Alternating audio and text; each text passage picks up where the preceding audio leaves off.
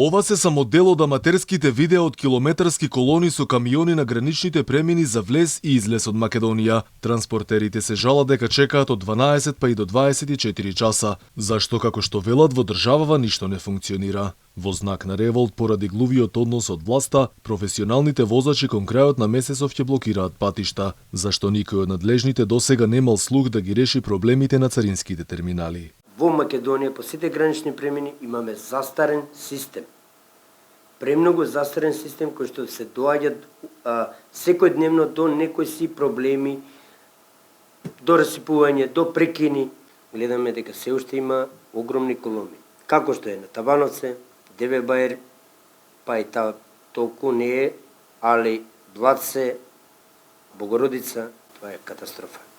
Донесовме одлука дека од 22.8 започнува протестот за сите професионални возачи, кој што да го искажеме нашиот револт најпрво, кој што овој проблем не е од сега.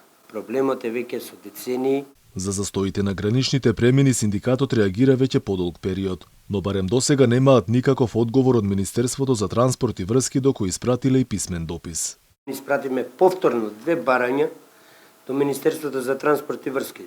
Првото барање не беше за решавање во најкраток временски период за проблемите кои што се соочуваме ние професионалните возачи по граничните премини. Второто е исто барање кој што поднесоме до министерот за транспорт и врски за да бидеме повикани во најкраток временски период. Се уште немаме добиено никаков одговор.